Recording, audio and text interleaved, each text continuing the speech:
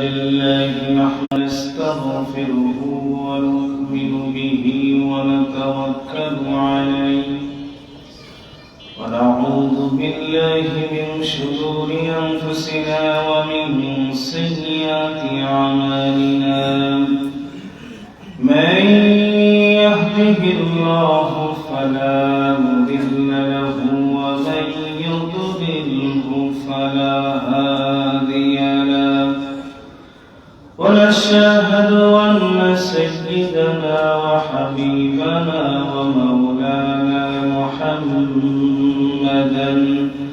عبده ورسوله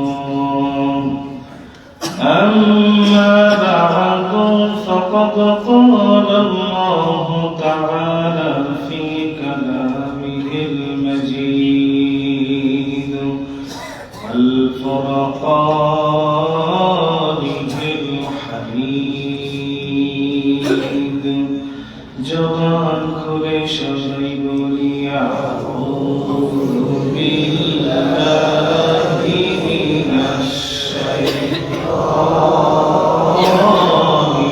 রাজীম বিসমিল্লাহির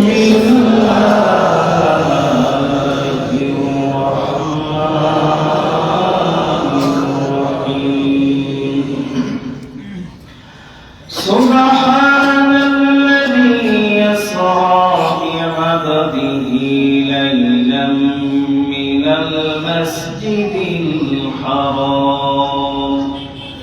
ليلا من المسجد الحرام إلى المسجد الأقصى الذي باركنا حوله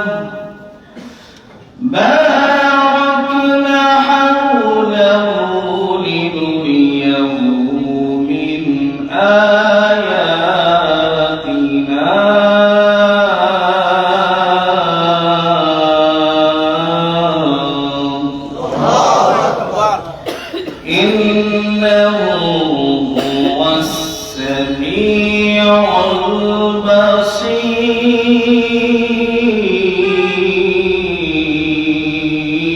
البصير صدقت يا رب العالمين وقال النبي صلى الله عليه وسلم رأيت ربي عز وجل في ليلة معراج إن الله وملائكته يصلون على النبي يا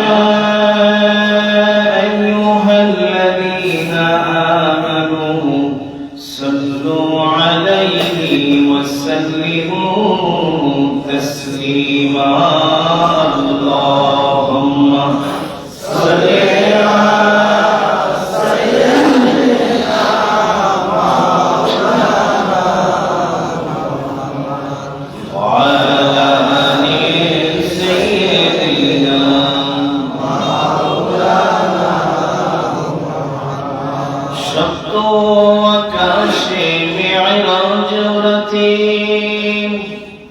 দিয়েছিলেন পানি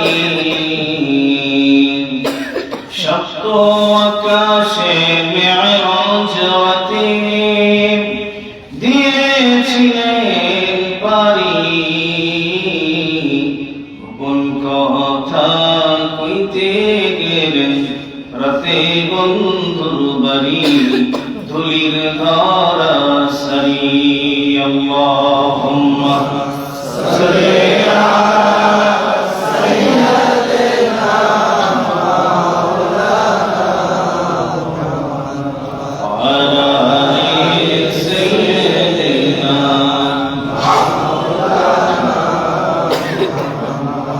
لا إله إلا الله لا إله إلا الله لا إله إلا الله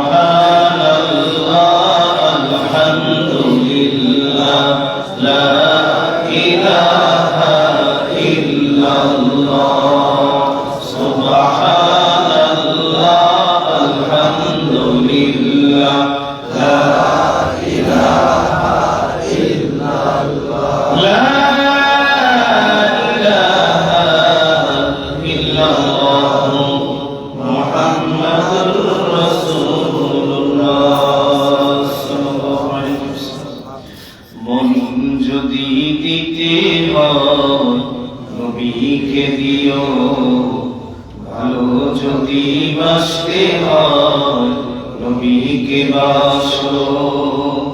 মন যদি দিতে হয় নবীকে দিও, ভালো যদি বাসতে হয় নবীকে বাসো। তোমার দুঃখ যাতনা নবী সইতে পারে না, তোমার দুঃখ যাতনা নবী সইতে পারে না। ওই নবীজির মহব্বতে দরুদ পড়িও, মন যদি দিতে হয় নবীকে দিও, ভালো যদি বাসতে হয় নবীকে বাসো। হাসরের ময়দানে নবী থাকিবে সেজদায়, কেঁদে কেঁদে বলবে আমার উম্মত কোথায়। হাসরের ময়দানে নবী থাকিবে সেজদায়, কেঁদে কেঁদে বলবে আমার উম্মত কোথায়।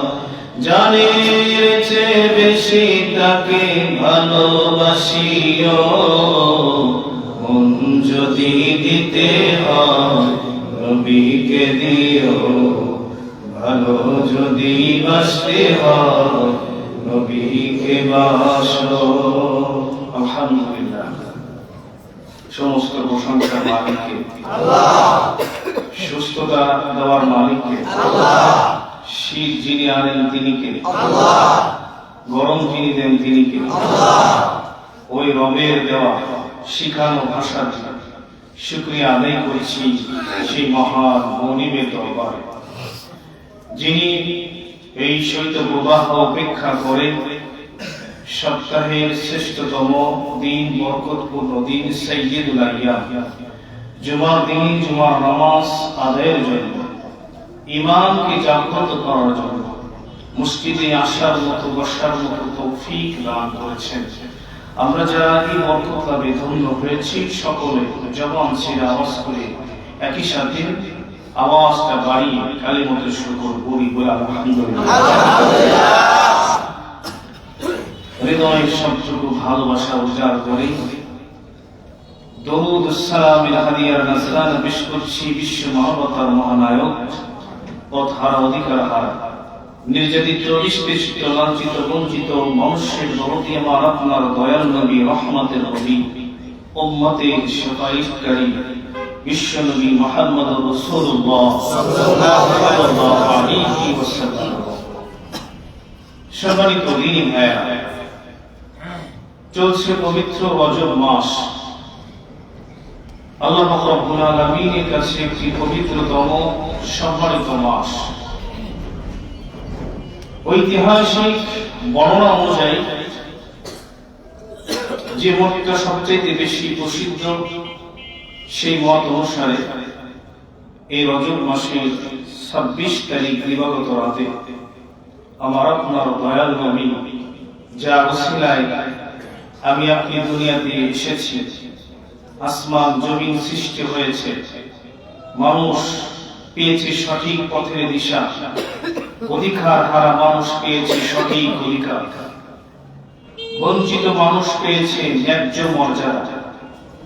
সেই নবীকে মহান রব্বুল ইজ্জাত ওয়াল জালাল দাওয়াত দিয়ে এই জমিন থেকে মহাকাশ পাড়ি দিয়ে প্রথম আকাশ, দ্বিতীয় আকাশ, পর্যায়ক্রমে সিদরাতুল মুনতাহা পাড়ি দিয়ে আরশে আজিমে দিদারে ইলাহির জন্য মহান রব তার প্রিয় হাবিবকে, আমাদের প্রিয় নবীকে তিনি নিমন্ত্রণে মেরাজে নিয়ে গিয়েছিলেন। বলেন সুবহানাল্লাহ। নবী করিম সাল্লাল্লাহু আলাইহি ওয়াসাল্লামের মেরাজ হয়েছে সত্য। তার মেরাজ কবে কত তারিখে হয়েছে এই তারিখটা নিয়ে ঐতিহাসিক এবং উলামায়ে কেরামের ভিতরে ব্যাপক মত পার্থক্য লক্ষ্য করা যায়। কেউ কেউ বলেছেন নবীজির মেরাজ রমজান মাসে হয়েছে, কোন কোন ঐতিহাসিক বলেন নবীজির মেরাজ কদরের রজনীতে হয়েছে। তো যেহেতু ঐতিহাসিক যে কথাগুলো বলছেন প্রত্যেকটা কথার ভিতরে যুক্তি আছে, তো সবচেয়ে বেশি যে মতটা বেশি উলামায়ে কেরাম ঐতিহাসিকরা গ্রহণ করেছেন সেই মতটি হলো যে রজবে 26 তারিখে রাসূলের মেরাজ হয়েছে। আমরা বিশ্বাস করি নবীজির মেরাজ সত্য হয়েছে, ঠিক কি না? নবীজির মেরাজ কাল্পনিক কোন ইচ্ছা কাহিনী নয়।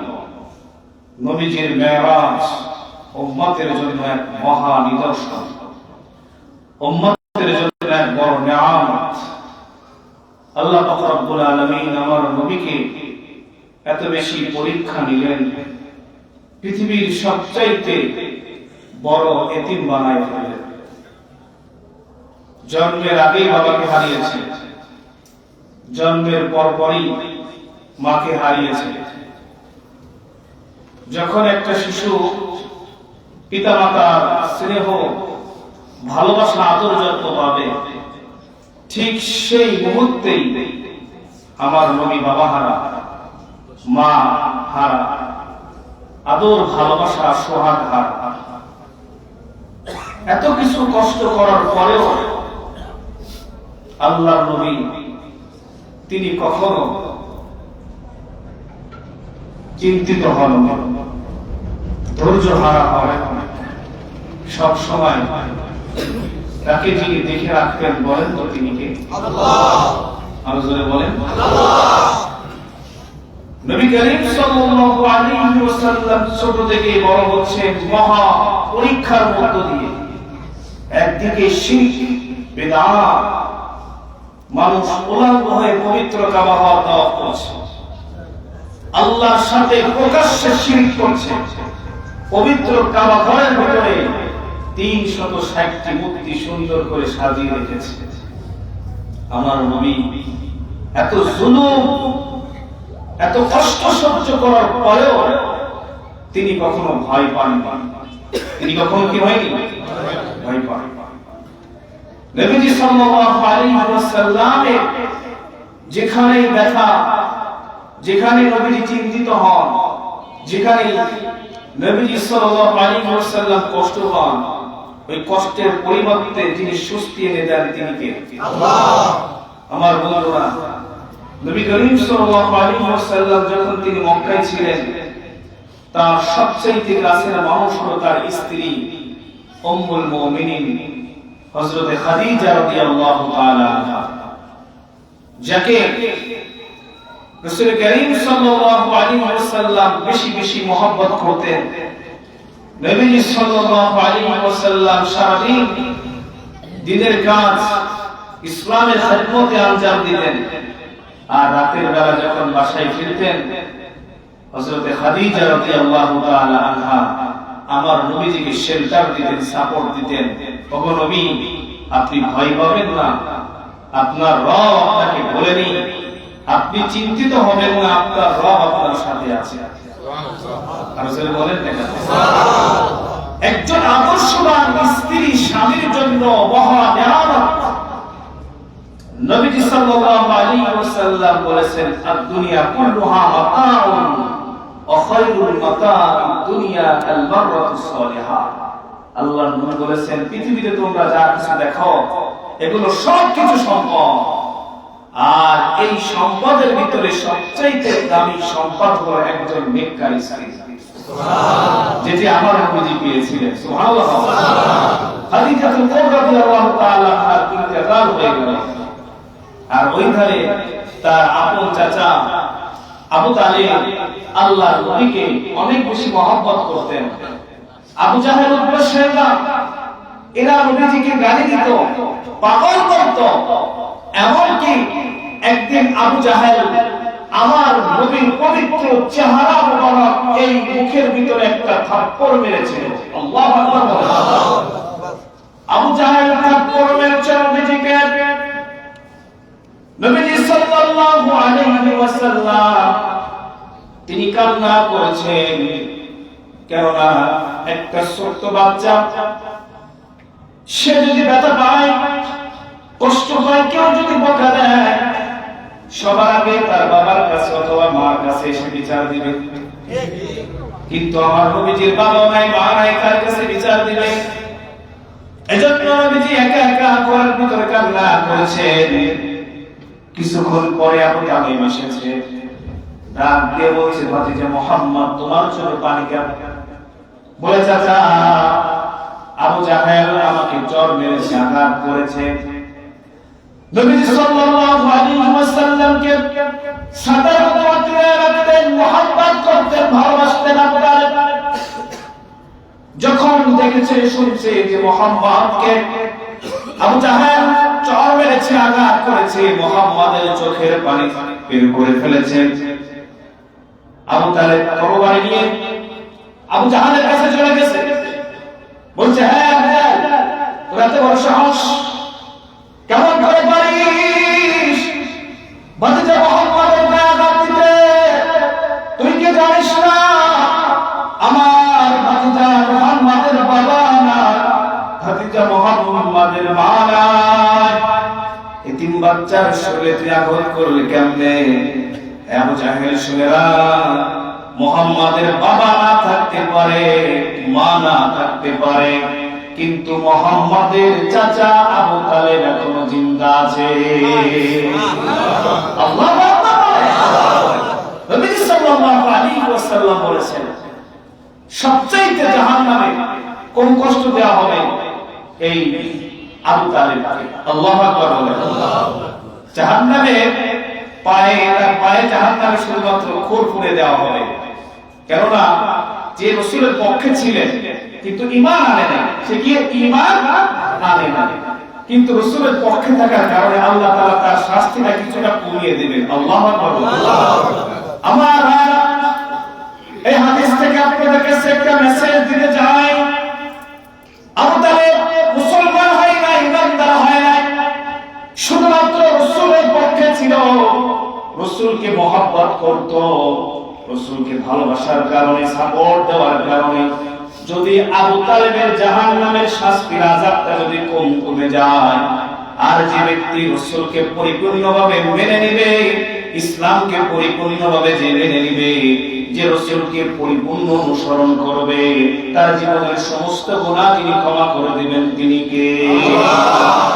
আল্লাহ রাব্বুল আলামিন বলেন, আল্লাযীনা আমানু ওয়া আমিলুস সালিহাতি ওয়া আমানু বিমা নুসিলা আলা মুহাম্মাদিন ওয়া হুয়াল হাক্কু মির রাব্বিহিম কাফফারা আনহুম সাইয়্যাতিহিম ওয়া আসলাহা বালাহুম। যিকরিবুল আল্লাহ। আমার নবী হলো এমন নবী, যে নবীর প্রতি ঈমান আনলে, যে নবীর অনুসরণে আমল করলে আল্লাহ রাব্বুল আলামিন খুশি হয়ে যায়। খুশি হিসাবে, পুরস্কার হিসাবে আল্লাহ বলেন, কাফফারা আনহুম সাইয়্যাতিহিম, আমি আল্লাহ তাদের জীবনের গুনাহগুলো ক্ষমা করে দেই। আল্লাহ বলেন, আল্লাহু আকবার। আমার বন্ধুরা, নবীজি সাল্লাল্লাহু আলাইহি ওয়াসাল্লামের প্রিয়তমা স্ত্রী খাদিজাতুল কুবরা রাদিয়াল্লাহু তাআলা আনহা ইন্তেকাল করলেন। 3 দিনের ভিতরে, 3 দিনের মাথায় তার আপন চাচা আবু তালেব ইন্তেকাল করলেন। আমার বন্ধুরা, দেখবেন যে মানুষকে বেশি মহব্বত করে, এই দুইজন আবু তালেব এবং খাদিজাতুল কুবরা রাসূলকে দুর্গের মতো, অস্ত্রের মতো তারা তাদেরকে সাহায্য করতেন, রাসূলকে সমর্থন জানাতেন। আমার বন্ধুরা, এবার আবু জাহেল লক্ষ্য করে দেখো, মুহাম্মদকে আঘাত করলে এখন মক্কায় আর কেউ বাধা দেওয়ার মতো কেউ থাকলো না। এজন্য আমার নবীকে হত্যা করার ষড়যন্ত্র পর্যন্ত আবু জাহেল করেছিল। নাউজুবিল্লাহ বলে। আমার বন্ধুরা, নবীজি আর মক্কায় থাকতে পারলেন না, চলে গেলেন তায়েফে। হযরত সাইদ নবীজির ফারুক পুত্রকে সাথে নিয়ে তায়েফে চলে গেলেন। আল্লাহু আকবার বলে। তায়েফ গিয়েছিলেন কি নবী খুলতে নাকি ঈমানি দাওয়াত দিতে? আল্লাহ বলেন না কেন? নিজের কাজে নাকি ইসলামের কাজে? আমার বন্ধুরা, তায়েফের লোকরা একটু দুষ্ট টাইপের ছিল। নবীজি সাল্লাল্লাহু আলাইহি ওয়াসাল্লাম তায়েফের লোকদেরকে জানিয়ে দিলেন, হ্যাঁ তায়েফবাসী, তোমরা ইসলাম মেনে নাও, কোরআন মেনে নাও। আল্লাহ আমাকে তোমাদের কাছে নবী হিসেবে প্রেরণ করেছেন। শুধু নবী নয়, বরং শেষ নবী হিসেবে আল্লাহ তোমাদের কাছে আমাকে প্রেরণ করেছে। রাসূলের কথা শুনে তায়েফের দুষ্ট লোকেরা বলল, আল্লাহ পাকের আর কি এমন কোনো কাজ নাই যে তোমার মধ্যে একটা পাগলকে নবী হিসেবে প্রেরণ করেছে? বলে নাউযুবিল্লাহ। আমার নবীকে পাগল? রাসূল বলে, আমার নবীকে যারাই বলে না, আমার রাসূলের বিরুদ্ধে যারা কথা বলে তারাই হলো প্রকৃত পাগল। রাসূল বলেন ঠিক কি না? আমার বন্ধুরা, নবী সাল্লাল্লাহু আলাইহি ওয়াসাল্লাম মনে কষ্ট পেলেন। একের পর এক থাকতে লাগলেন। যতই ওখানে তায়েফ অবস্থান করছে, ততই মানুষ রাসূলের বিরুদ্ধাচরণ করতেছে। কেননা ইসলাম হলো এমন এক শক্তি, এমন এক জীবন ব্যবস্থার নাম, ইসলাম যেখানে প্রতিষ্ঠিত হয়ে যাবে, রাসূলের আদর্শ যেখানে প্রতিষ্ঠিত হয়ে যাবে, সেখানে বাতিল কোনো মতবাদ প্রতিষ্ঠিত হতে পারবে না। আমার বন্ধুরা, রাসূল সাল্লাল্লাহু আলাইহি ওয়াসাল্লাম তিনি আঘাত পেলেন। তায়েফের সেই যুবকেরা আল্লাহর নবীর পবিত্র চেহারাকে পাথর মেরে ক্ষত বিক্ষত করে দিল। আল্লাহু আকবার। সবচেয়ে বেশি রাসূল কষ্ট পেয়েছেন তায়েফে। আল্লাহু আকবার বলে। আমার বন্ধুরা, জিবরিল আমিন আলাইহিস সালাতু ওয়াস সালাম চলে আসলেন। নবীর শরীরে রক্ত বের হয়, আঘাত হয়। আমার নবীর শরীরের পবিত্র চেহারা মোবারকে ওই তায়েফের দুষ্ট ছেলেরা পাথর মারতে শুরু করলো। নবীজি বেহুশ হয়ে গেলেন। জিবরিল আমিন আসলেন, ডাক দিয়ে বলেন, ওগো নবীজি, তায়েফের একটা গিরিপথ রাস্তা, দুই পাহাড়ের মধ্যবর্তী জায়গাটাকে বলা হয় গিরিপথ। এই গিরিপথের ভিতরে সাইয়েদনা জিবরিল আমিন আসলেন, ডাক দিয়ে বলেন, ইয়া রাসূলুল্লাহ, আপনি একবারের জন্য অনুমতি দেন, এই দুই পাহাড়ের দুই সাইডের পাহাড়ের চাপ দিয়ে এই গিরিপথ তায়েফবাসী জনপদের লোকদেরকে ধ্বংস করে দেয়। নবীজি সাল্লাল্লাহু আলাইহি ওয়াসাল্লাম ডাক দিয়ে বলে, জিবরাইল, তুমি তাদেরকে ধ্বংস করার কথা বলো। ও জিবরাইল, এই লোকগুলোকে যদি ধ্বংস করা হয়, তবে কালিমার দাওয়াত কাদের কাছে পৌঁছাবো? রাসূল বলেন না কেন? জিবরাইল, এদেরকে পাহাড় চাপ দিয়ে, পাহাড়ের আগুন দিয়ে এদেরকে ধ্বংস করা যাবে না। মনে রাখবা, এরা আমাকে না মানলেও এদের পরবর্তী প্রজন্ম ঠিকই আমাকে মানবে। রাসূল বলেন না কেন? কি দয়া নবী! আল্লাহু আকবার কাবীরা وبكرة وأصيلا محمد رسول الله صلى الله عليه وسلم। নবীজি সাল্লাল্লাহু আলাইহি ওয়াসাল্লাম বলেন, না জিবরাইল, পাথর দিয়ে ধ্বংস করা যাবে না। আল্লাহু আকবার বলেন।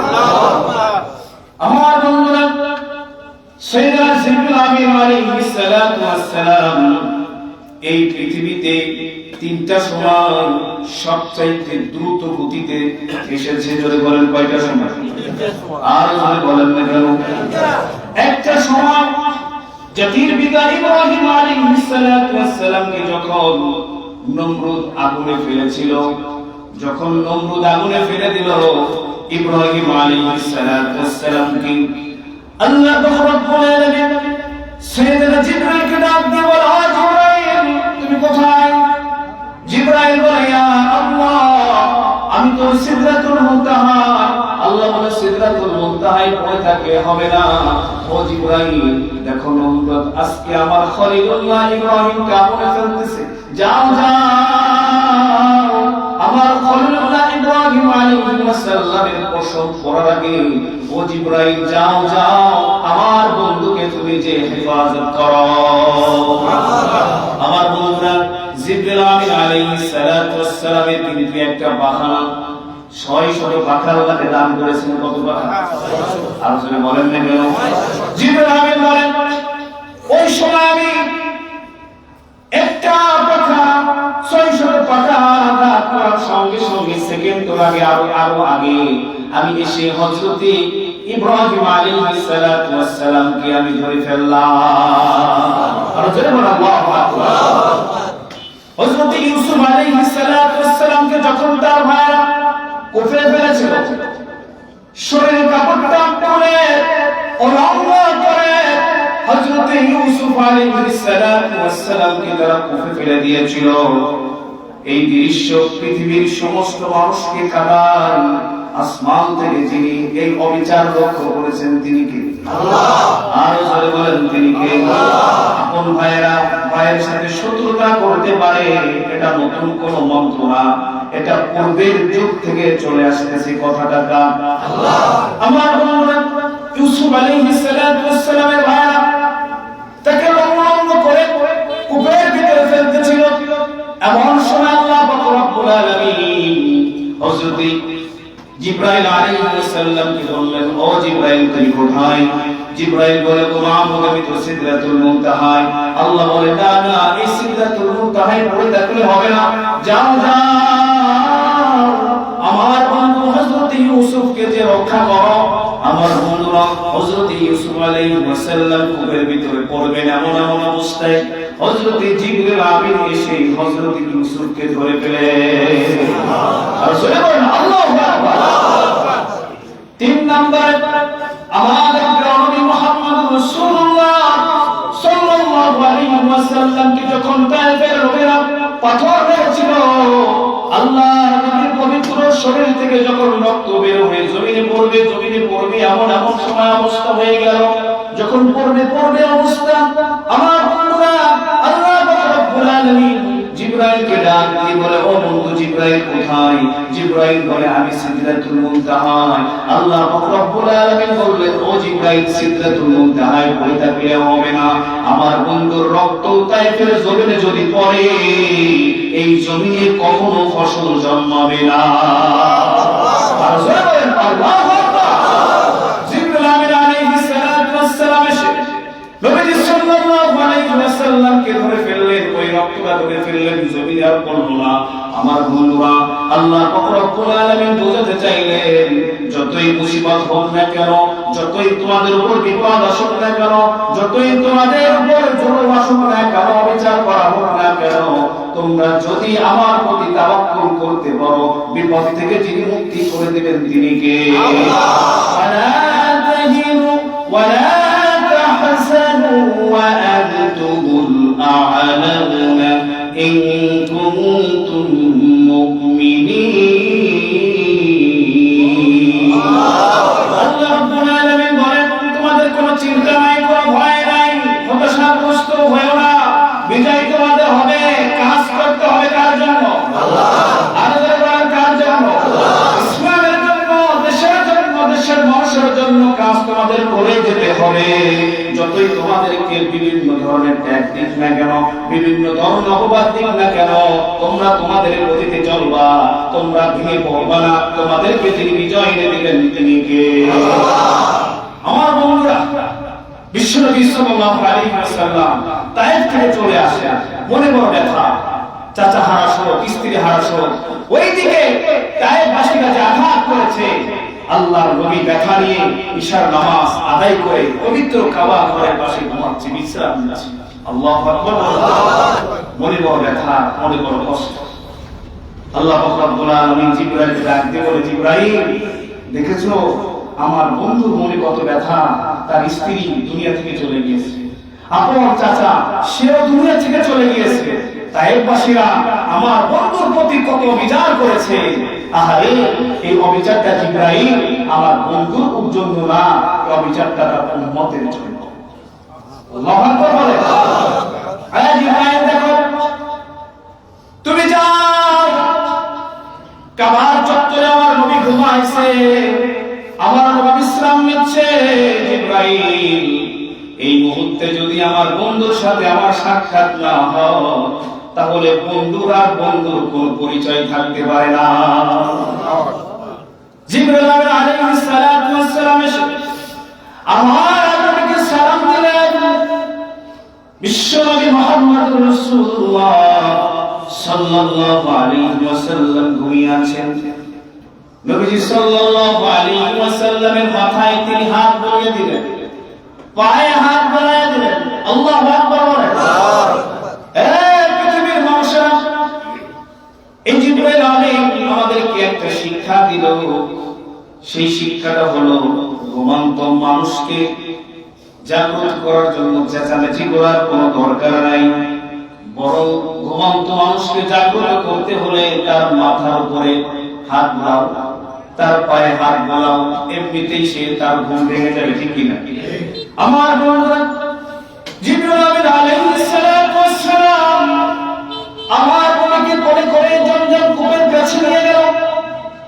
কূপের কাছে নিয়ে যে বিশ্বনবী মুহাম্মদুর রাসূলুল্লাহ সাল্লাল্লাহু আলাইহি ওয়াসাল্লামের এই গলা থেকে বুক পর্যন্ত কেটে ফেলা হলো, মাঝখান থেকে ওপেন হার্ট সার্জারি করা হলো। আল্লাহর নবীর পবিত্র কলব মুবারককে জমজমের পানি দিয়ে পরিষ্কার করে ধুয়ে নেওয়া হলো। আমার বন্ধুরা, এই সিনহা যাব, এই ওপেন হার্ট সার্জারি আজকে বিজ্ঞানীরা বিশ্ব নবীর মেরাজের এই রাত্রি থেকে আবিষ্কার করেছে। আল্লাহু আকবার। যে একটা মানুষ তার এই বুকটাকে অবাস করে সেখান থেকে হৃৎপিণ্ড বের করে আবার সেলাই করলেও সে লোকটা বাঁচে। এই তথ্যটা বিজ্ঞানীরা কোথায় পেয়েছে? বিশ্ব নবী মুহাম্মদ রাসূলুল্লাহ সাল্লাল্লাহু আলাইহি ওয়াসাল্লামের এই মেরাজ থেকে তারা পেয়েছে। আল্লাহু আকবার বলেন। এটা মানুষের বুক ফাড়ায় পড়ছে, আবার তার হৃৎপিণ্ড বের করছে, আবার অপারেশন করছে, আবার সে বেঁচে আছে। আল্লাহু আকবার বলেন। পৃথিবীর কোন মানুষের জীবনের ভিতরে এমন কোন ঘটনা নাই যে ঘটনা মানুষকে শিক্ষা দেয়, একমাত্র আমার নবীর জীবনের ভিতরে পাওয়া যায়। সুবহানাল্লাহ। এজন্য আমি বলি, আমার নবী শুধুমাত্র নবী ছিলেন না, তিনি একজন ডক্টর ছিলেন। সুবহানাল্লাহ। তিনি একজন মেডিকেল ডাক্তার। আজকে বিশ্ব নবীর ফর্মুলা দিয়ে যে সমস্ত আপনারা ওপেন হার্ট সার্জারি বলেন, আরো যে সমস্ত চিকিৎসাগুলো বলেন, দেখবেন নবীজি সাল্লাল্লাহু আলাইহি ওয়াসাল্লামের জীবনীগুলো থেকে নিয়ে। সুবহানাল্লাহ। আমার বন্ধুরা, বিশ্বনবী মুহাম্মদুর রাসূলুল্লাহ সাল্লাল্লাহু আলাইহি ওয়াসাল্লামের বুকটাকে ছিঁড়ে ফেলা হলো। আল্লাহর নবীর বুকটা থেকে যত ধরনের দুনিয়াবি নফস, দুনিয়াবি চেতনা এবং যে সমস্ত বিষয় ছিল সাধারণ মানুষের মতো, সেগুলোকে বের করে দেওয়া হলো, যেন আল্লাহর নবী যাচ্ছেন কার কাছে? আল্লাহর নবী যেন ভয় না পায়, যেন তিনি হতাশাগ্রস্ত না হয়ে যায়, যেন তিনি নার্ভাস না হয়ে যায়। এই মহা পরিকল্পনা যিনি আসমান থেকে করেছেন তিনি কে? নবী সাল্লাল্লাহু আলাইহি ওয়াসাল্লামের বুকটাকে চারবার সিনা চামক করা হয়েছে, সবচেয়ে সদর করা হয়েছে। আল্লাহর নবীর বয়স যখন 6 বছর, হালিমাতুস সাদিয়ার বাড়িতে যখন ছিলেন, হালিমাতুস সাদিয়ার সন্তান আব্দুল্লাহর সাথে বিশ্বনবী মুহাম্মদ রাসূলুল্লাহ তিনি খেলা করতেছিলেন। আল্লাহু আকবার বলেন। হঠাৎ করে সাইয়েদনা জিবরাইল আমিন আসলেন, আল্লাহর নবীকে কোলে করে নিয়ে একটু আড়ালে নিয়ে নবীজি সাল্লাল্লাহু আলাইহি ওয়াসাল্লামের মুখটাকে চিরে শিশু সুর যে আচরণ, এই আচরণগুলো তারা বের করে পবিত্র করে দিয়েছিল। সুবহানাল্লাহ। নবীজি সাল্লাল্লাহু আলাইহি ওয়াসাল্লামের বয়স যখন 10 বছর, সেই সময় একবার নবীজি সাল্লাল্লাহু আলাইহি ওয়াসাল্লামের এই শক্ত সাদর করা হয়েছিল। যখন নবীজি সাল্লাল্লাহু আলাইহি ওয়াসাল্লামের কাছে কোরআন এসেছিল, সাইয়েদনা জিবরিল আমিনের সাথে নবীজির একটা কোলাকুলি হয়েছিল, কর্মকর্তন হয়েছিল। এই কর্মকর্তনের মধ্য দিয়েও নবীজি সাল্লাল্লাহু আলাইহি ওয়াসাল্লামের শক্ত সাদর হয়েছে। সুবহানাল্লাহ। এবং সর্বশেষ মেরাজের রাত্রিতে আল্লাহর নবীর এই শব্দে সদর হয়েছে সুবহানাল্লাহ। এজন্য রব্বুল আলামিন বলেন আলাম নাশরাহ লাকা সাদরাকা ওয়া ওয়াদা'না আনকা ওয়িজরাক। ইকদিবুল আল্লাহু আকবার। আল্লাহ রব্বুল আলামিন বলেন নবীজি, আমি কি আপনার অন্তরকে পরিশুদ্ধ করি নাই? আমি কি আপনার অন্তরকে নূর দ্বারা ঢেলে দেই নাই? আমি কি আপনার উপর থেকে বিভিন্ন ধরনের বোঝা চাপা উঠায় দেই নাই? বিভিন্ন বোঝা আমি আল্লাহকে নামিয়ে দেই না? চিৎকার দিয়ে বলুন সুবহানাল্লাহ। তার মানে আমি আল্লাহ আপনার অন্তরকে পরিশুদ্ধ করেছি। আমি আল্লাহ আপনার উপর থেকে জুলুমের বোঝা, কষ্টের বোঝা, হতাশাগ্রস্তের বোঝা কাটিয়ে দিয়েছি। আমার ভাইরা, এই মহাকালীন একটা রাত, বন্ধুরা আমার, রাতের কিছু অংশ, অল্প কিছু সময় নবীজি সাল্লাল্লাহু আলাইহি ওয়াসাল্লামের মেরাজ হয়েছিলেন। মসজিদে হারাম থেকে মসজিদে আকসা পর্যন্ত প্রায় 1350 কিলোমিটার রাস্তা। কত কিলোমিটার? 1350। আর যদি বলেন না কেন, যদি উটের পিঠে আপনি আরোহণ করেন 2 মাস সময় লাগবে। আল্লাহু আকবার।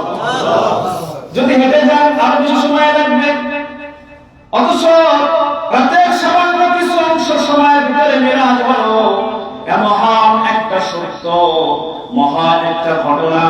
এজন্য রব্বুল আলামিন তিনি এই রাতের কথা, এই ইসরার কথা বর্ণনা করতে গিয়ে বলেছেন সুবহানাল্লাযী আসরা বি'আবদিহি লাইলাম মিনাল মাসজিদিল হারাম ইলাল মাসজিদিল আকসা।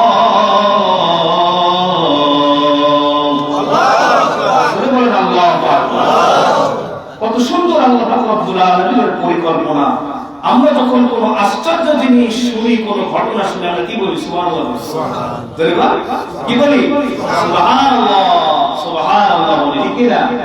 তার মানে হলো আল্লাহ রাব্বুল আলামিনের প্রশংসা করার জন্য এবং কোন আশ্চর্যজনক ঘটনা শোনার জন্য সুবহানাল্লাহ থেকে বড় কোনো শব্দ নাই।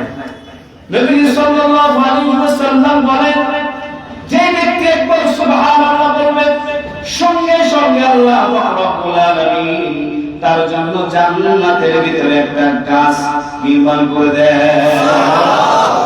আর সরে করলে কেন সুবহানাল্লাহ। শুধু গাছ নয়, সুবহানাল্লাহ যদি কেউ বলে, আল্লাহ রাব্বুল আলামিন তার গুনাহগুলো ক্ষমা করে দেন। আল্লাহ ভালো হবে, গুনার পাল্লা যারা হালকা হবে, যিনি তাদেরকে জান্নাতে দিয়ে দিবেন তিনি কে? আল্লাহ।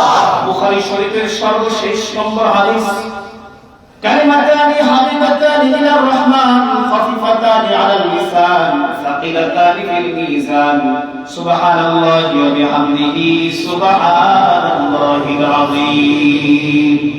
আল্লাহ নবী বলেছেন, আল্লাহ রাব্বুল আলামিনের কাছে একটা দুটো বাক্য আছে, যে বাক্যগুলো আল্লাহ রাব্বুল আলামিনের কাছে অনেক প্রিয়, অনেক দামি, বান্দার জবান থেকে বলা অনেক সহজ। এই কালিমাগুলো পাঠ করলে কি হবে? মিজানের পাল্লা ভারী হয়ে যাবে। সুবহানাল্লাহ। সেই বাক্য হলো সুবহানাল্লাহি ওয়া বিহামদিহি সুবহানাল্লাহিল আযীম। বলে বলে সুবহানাল্লাহি ওয়া বিহামদিহি সুবহানাল্লাহিল আযীম। এই বাক্য, এই কালিমাগুলো পড়লে মিজানের পাল্লা তিনি ভারী করে দিবেন তিনি কে? আল্লাহ। এজন্য আল্লাহ রাব্বুল আলামিন বোঝাতে চাইলেন, হে পৃথিবীর মানুষেরা শোনো, আমার নবীর এক মহা সত্য ঘটনা ইসরা হয়েছে মসজিদে হারাম থেকে মসজিদে আকসা পর্যন্ত। সুবহানাল্লাহ। এজন্য ভাইরা আমার, আল্লাহ রাব্বুল আলামিনের এই মহা সত্যকে বিশ্বাস করতে হবে। অনেকে মিরাজের ঘটনাকে তুচ্ছ তাচ্ছিল্য করে, অনেকে বিভিন্ন ধরনের বলে এটা আজগুবি কথাবার্তা, নাউজুবিল্লাহ বলেন। যারা এই কথাগুলো বলছেন তারা কখনো ইমাম হতে পারে না, কখনো মুমিন হতে পারে না। আমরা মুসলমান, আমাদের সবাইকে মেরাজকে বিশ্বাস করতে হবে, নবীদের ইসরাকে বিশ্বাস করতে হবে। নবীদের ইসরামের মেরাজের যে শিক্ষাগুলো আছে সেগুলো আমাদের সবাইকে আমল করতে হবে।